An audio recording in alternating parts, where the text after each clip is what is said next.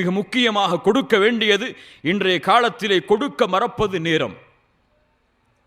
குடும்ப வாழ்க்கையில் பெரும்பான்மையான மக்கள் நேரம் கொடுக்கிறதே இல்லை. குறிப்பாக இந்த வெளிநாடுகளில் வசிக்கக்கூடியவங்களுக்கு ஒரு மிகப்பெரிய எச்சரிக்கையை சொல்கிறேன். இல்லை மஷா அல்லாஹ் பாதுகாத்தவர்களை தவிர, மனைவியை பிரிஞ்சு எத்தனை வருஷம் இருந்தேன்னு சொன்னால் அவார்டு கொடுத்துடலாம். அவருக்கு 4 வருஷம் ஆச்சு ஊருக்கு போய், 5 வருஷம் ஆச்சு ஊருக்கு போய், 3 பிள்ளை இருக்குது, அதை பார்த்துட்டு மனைவி உட்கார்ந்துருக்காங்கிறாங்க. இதுவெல்லாம் ஹலாலான வாழ்க்கையா?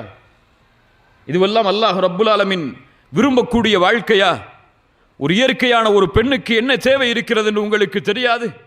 உங்களுக்கு இயற்கையாக என்ன தேவை இருக்கிறது என்று தெரியாது.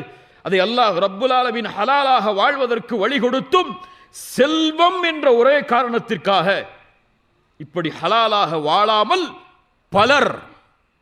பலர் ஹராமிலே தங்களுடைய இச்சைகளை தீர்த்து கொண்டிருக்கிறார்கள். ஸ்கைப்ல உட்கார்ந்து பேசுறாங்க. சமூகத்தில் சொல்லப்பட வேண்டும். இதெல்லாம் ஒரு வாட்ஸ்அப்லயோ ஸ்கைப்ல உட்கார்ந்து என்ன பேசுறாங்க? இரவுடைய நேரத்தில் நடக்கக்கூடிய செயல்கள் எல்லாம் ஒரு போன் கால்ல உரையாடப்படுது. அந்த போன் கால் ரெக்கார்டு செய்யப்படுது. உங்களுக்கு தெரியுமா?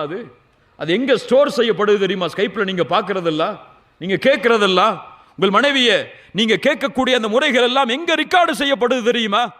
அதை யாரு வேணாலும் பார்க்கலாம், யாரு வேணாலும் கேட்கலாம். இந்த உலகத்தில் சர்வசாதாரணம்.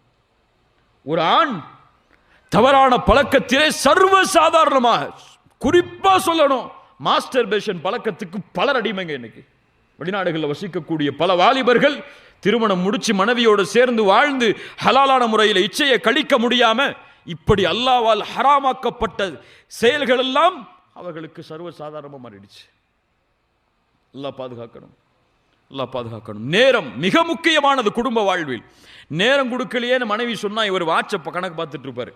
காலையில் 8 மணிக்கு ஆஃபீஸ் போனேன், 6 மணிக்கு தான் நான் திரும்பி வந்தேன். அதுக்கு பிறகு 7, 8, 9, 10 தூங்குற வரைக்கும் உன்னோட தானே இருந்தேன்.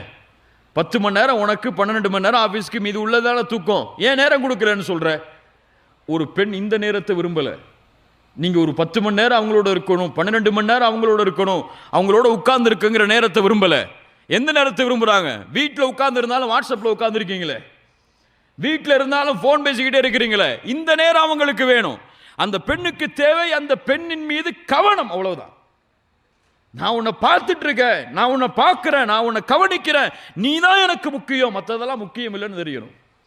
அந்த பெண்ணுக்கு என்னை விட இவருக்கு போன் தாங்க முக்கியம்னு தெரிஞ்சா என்ன நடக்கும்? குடும்பத்தில் மகிழ்ச்சி இருக்குவா? அந்த பெண் சந்தோஷத்தை கொடுப்பாளா? இப்போ நேரம் குடும்ப வாழ்வில் மிக முக்கியமானது. இது இருந்தால்தான் மகிழ்ச்சி அந்த குடும்பத்தில் அமையும். குடும்பத்தோடு உட்கார்ந்து இஃப்தார் செய்யுங்க, குடும்பத்தோடு உட்கார்ந்து சஹர் செய்யுங்க, குடும்பத்தோடு ஒரு நாள் வெளியே போய் ஒரு ஹோட்டலில் போய் சாப்பிடுங்க, பிள்ளைகளுக்கு நேரம் கொடுங்க. நீங்க எப்படி உங்க மனைவிக்கு முக்கியத்துவம் கொடுக்கிறீங்களோ அப்படித்தான் அவங்க உங்களுடைய பிள்ளைகள் அவங்களுடைய மனைவிமார்களுக்கு முக்கியத்துவம் கொடுப்பாங்க. உங்களை ரோல் மாடலா எடுத்திருப்பாங்க. என்னுடைய வாப்பாக்கு என்னுடைய அம்மா தான் முதல் தரம், அது போல என்னுடைய மனைவிக்கு நான் தான் முதல் தரம் நினைப்பாங்க. நீங்க உங்களுடைய மனைவியை ஏதோ தேவைக்காக மட்டும் டீ எடுத்துட்டு வா, அல்லது காஃபி எடுத்துட்டு வா, அல்லது துணியை துவைச்சு போடு, அல்லது வீட்டுக்கு இந்த சமையலை செய்யன்னு சொல்லி ஒரு வேலைக்காரியாக மட்டும் பயன்படுத்தினால் உங்கள் பிள்ளை எப்படி பயன்படுத்துவாள் அவங்களுடைய மனைவியை? நீங்க தான் உங்களுடைய பிள்ளைகளுக்கு ஆசிரியர், வேற யாரும் கிடையாது. வேற யார்கிட்ட போய் படிக்க போறாங்க அவங்க இந்த விஷயத்தை எல்லாம்? ரசூலுல்லாஹி ஸல்லல்லாஹு அலைஹி வஸல்லமுடைய வாழ்க்கையை பார்ப்போம் பின்னால். 3வது, குடும்ப வாழ்வு மகிழ்ச்சியாக இருக்கணும்னு சொன்னா நம்பிக்கை இருக்கணும் கணவன் மனைவி மேல. ஒரு மனைவி கணவனை முழுமையாக நம்பியே ஆக வேண்டும்.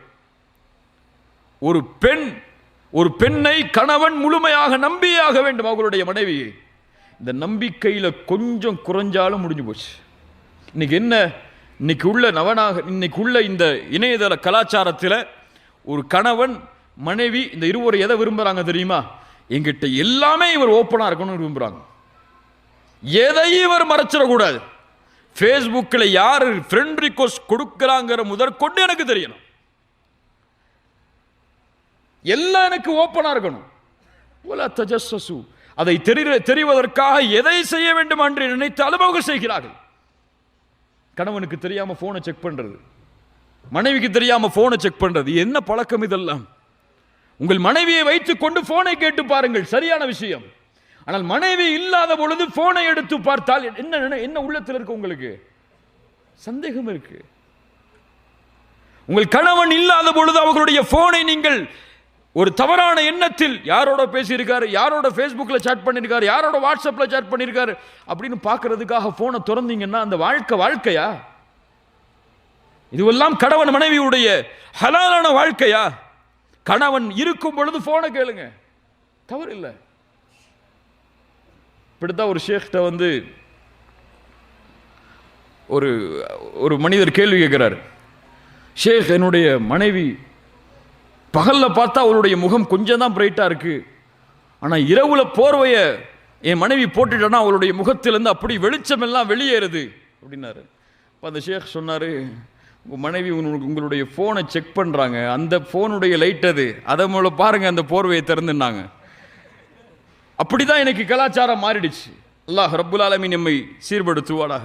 கண்ணியத்துக்குரியவர்களே, இப்படி நம்பிக்கை கணவன் மனைவியிடத்திலே பரிமாறப்பட வேண்டும். அப்படி கணவன் மனைவி நான் ஓப்பனா இருக்க தேவையில்லை, மனைவி என்னை பத்தி என்ன தெரியணும், அந்த பெண்ணுக்கு என்னை பத்தி என்ன தெரிஞ்சிருக்கணும், அதெல்லாம் அந்த பெண் தானே, அவன் மனைவி தான், அவளுக்கு என்ன தெரிஞ்சிருக்கணுமோ அதான் தெரிஞ்சிருக்கணும்னு நினைச்சா அதுவும் தப்பு தான். இன்னும் பல பேருக்கு நம்ம இடத்துல நம்ம எவ்வளோ சம்பளம் வாங்குறோம்னு நம்ம மனைவிக்கு தெரியாது, மறைச்சு வச்சிருக்கோம். ஏன்? அதுல ஒரு காரணமும் இருக்கு.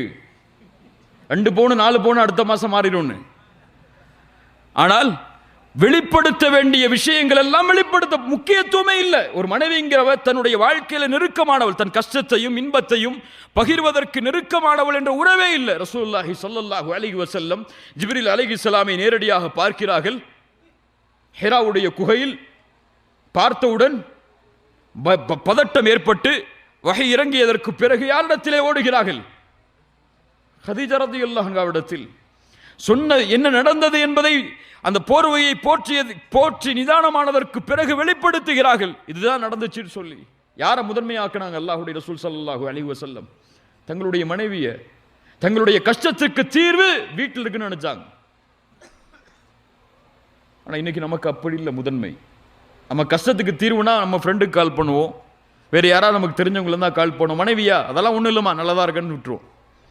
மனைவியா அதெல்லாம் ஒன்றும் இல்லை நல்லதாங்க இருக்கேனா அப்படின்னு விட்டுருவாங்க. இப்போ இந்த முதன்மை குடும்பத்தில் கணவனும் மனைவியும் ஒவ்வொருவரும் ஆக்கப்படவில்லை என்றால் சந்தோஷம் இருக்காது, மகிழ்ச்சி இருக்காது. அது உங்களுடைய உறவு, உங்களிடமிருந்து படைக்கப்பட்ட பெண் அவள்.